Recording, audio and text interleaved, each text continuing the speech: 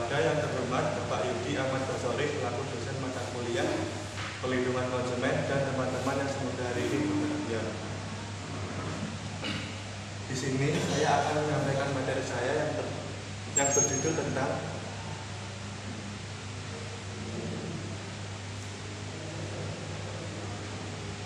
pelindungan konsumen terkait pangan raya.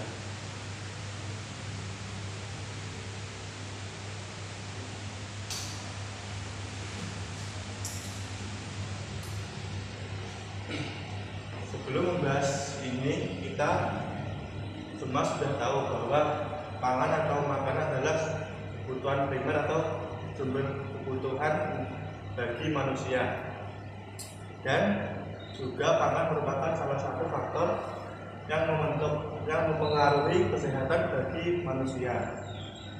Pangan yang aman dan bermutu serta bergizi itu sangat dibutuhkan oleh tubuh untuk menunjang aktivitas sehari-hari. Namun sebaliknya, apabila makanan tersebut tidak memiliki keamanan, maka dapat membahayakan bagi konsumen atau pengonsumsi. Pembahasan selanjutnya yaitu regulasi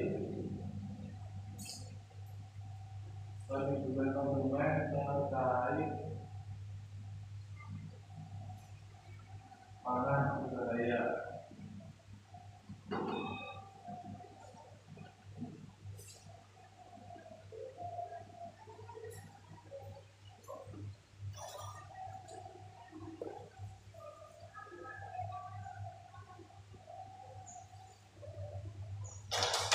Di Indonesia, regulasi terkait pangan raya ini telah diatur dalam undang-undang dan peraturan. Contohnya yaitu pertama, dalam Undang-Undang Nomor 18 Tahun 2012 tentang pangan.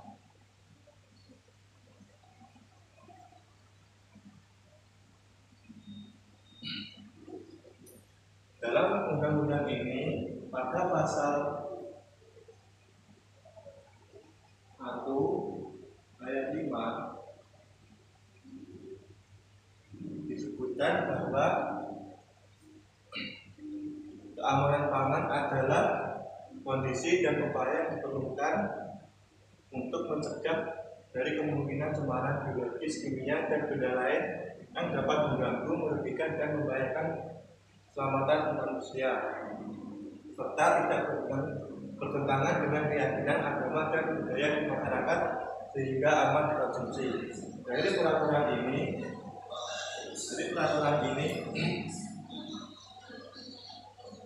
peraturan ini sangat berpengaruh pada keselamatan konsumen dalam menggunakan produk-produk pangan yang diperdagangkan, karena telah mencakup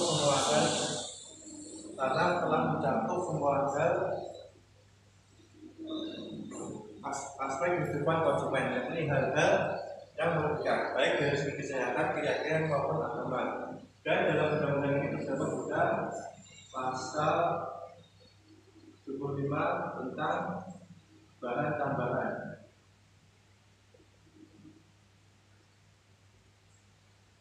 Dalam pasal 75 berbunyi setiap orang yang memproduksi pangan untuk menggunakan titik dilarang menggunakan, yaitu bahan tambahan yang telah melampaui ambang batas maksimal yang telah ditentukan, dan bahan-bahan yang dilarang digunakan sebagai bahan tambahan. Dan yang kedua yaitu penentuan dari ambang batas maksimal dan bahan-bahan yang dilarang itu diatur berdasarkan pada peraturan pemerintah. Selanjutnya yaitu dari ketentuan ini, maka setiap pangan haruslah memenuhi standar keamanan. walaupun bahan tambahan diizinkan untuk digunakan, namun undang-undang melarang penggunaan bahan tambahan yang melampaui ambang batas maksimal. Selanjutnya yaitu yang kedua, dalam Undang-Undang nomor 8 tahun 1999 tentang perlindungan konsumen tentang mereka. Dalam Undang-Undang Perlindungan Konsumen khususnya pasal 8 huruf I disebutkan bahwa setiap pelaku usaha harus mencantumkan komposisi bahan dan bahan-bahan yang digunakan. Dari peraturan ini merupakan perlindungan terhadap kemungkinan terjadinya apabila diserahkan kepada konsumen barang yang tidak sesuai yang telah disepakati dari kedua belah pihak dan juga melanggar undang-undang seperti pangan berbahaya. Pangan berbahaya adalah pangan yang mengandung zat berbahaya, artinya pangan tersebut tidak layak konsumsi dan tidak terjamin mutu, keamanan dan kualitas yang ditetapkan oleh instansi yang berwenang. Yang ketiga yaitu Undang-Undang nomor 36 tahun 2009 tentang kesehatan.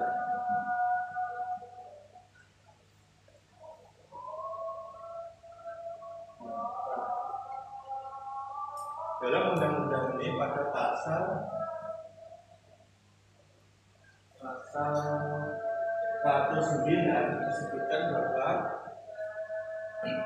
disebutkan bahwa setiap orang atau badan usaha yang melakukan produksi, mengolah dan mendistribusikan makanan dan minuman yang diperlakukan sebagai makanan dan minuman hasil rekayasa genetik yang diedarkan harus menjamin agar aman bagi manusia, hewan yang dikonsumsi manusia dan lingkungan. Aman sendiri menurut Kamus Besar Bahasa Indonesia adalah terbebas dari bahaya, tidak merasa takut atau khawatir. Yang artinya makanan dan minuman haruslah memenuhi standar keamanan yang telah ditetapkan. Kemudian ada juga pasal tentang sanksi pangan berbahaya, yaitu pasal 111 ayat 6. Di situ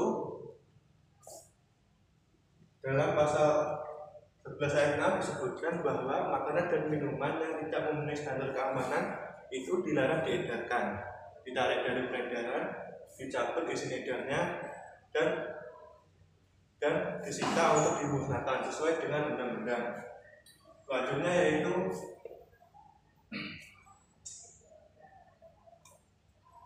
studi kasus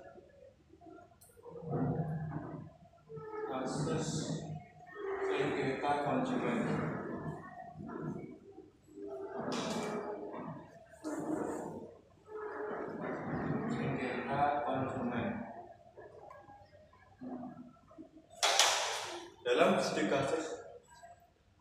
Dalam studi kasus sengketa konsumen itu biasanya seringkali melibatkan konsumen yang selalu dirugikan oleh pelaku usaha yang memproduksi pangan yang tidak memenuhi standar keamanan. Contohnya yaitu kasus formalin. Dari studi kasus yang saya teruskan, saya ambil bagian kedua, yaitu di sini PU atau pelaku usaha di Bogor, tepatnya di kawasan Purung, telah ditemukan BPOM menggunakan formalin.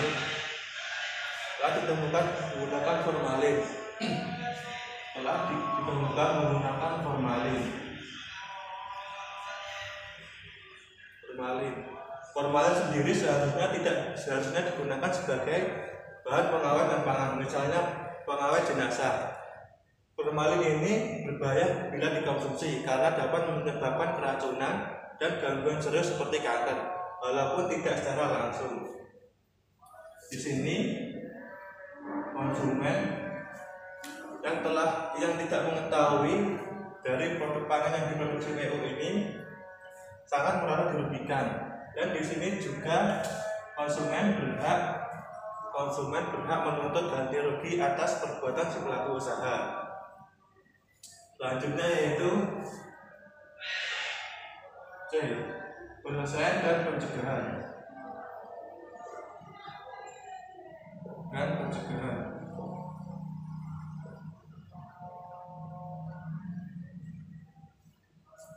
Dalam penyelesaian kasus sengketa ini ada beberapa cara penyelesaian. Yang pertama yaitu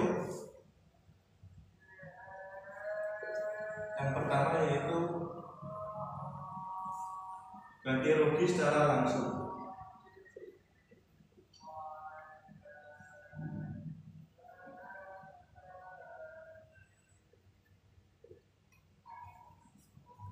Di sini dalam menyelesaikan masalah, pelaku usaha boleh mengganti secara langsung kerugian yang dialami oleh konsumen sesuai dengan UU PK yang berlaku. Dan yang kedua yaitu penyelesaian di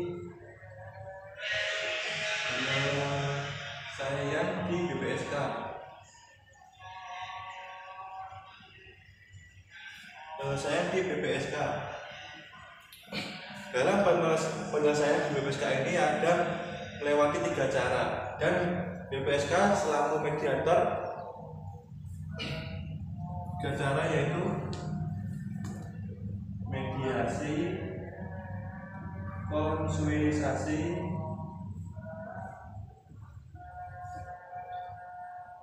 dan yang terakhir arbitrase. Dalam mediasi ini BPSK sebagai mediator mempertemukan antara konsumen dan produsen untuk merugikan penyelesaian masalah yang dialami oleh konsumen. Apabila mediasi ini tidak menemukan hasil, maka selanjutnya yaitu konsulisasi, yaitu penyelesaian masalah menurut pendapat BPSK. Tetapi konsulisasi ini tidak bersifat mengikat. Dan apabila konsulisasi ini juga tidak menemukan hasil, maka tahap selanjutnya yaitu pendapat BPSK yang menangani atau memutuskan secara mengikat atas permasalahan dari kedua belah pihak. Apabila arbitrase juga tidak menemukan hasil, maka tahap selanjutnya yaitu pengajuan gugatan di pengadilan.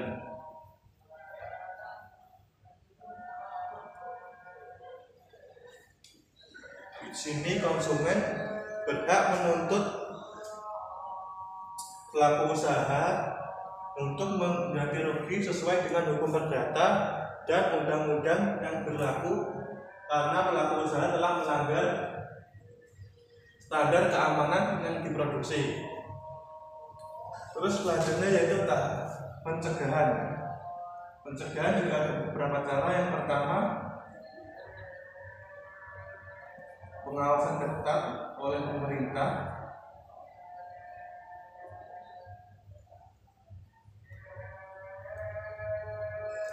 Pengawasan ketat oleh pemerintah. Yang kedua yaitu edukasi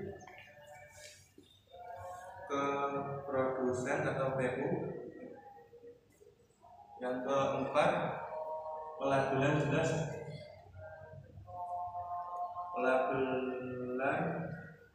jelas dan akurat oleh PU.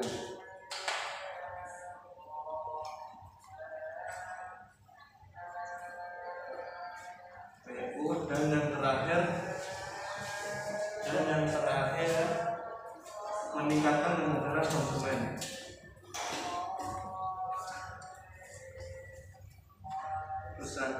konsumen.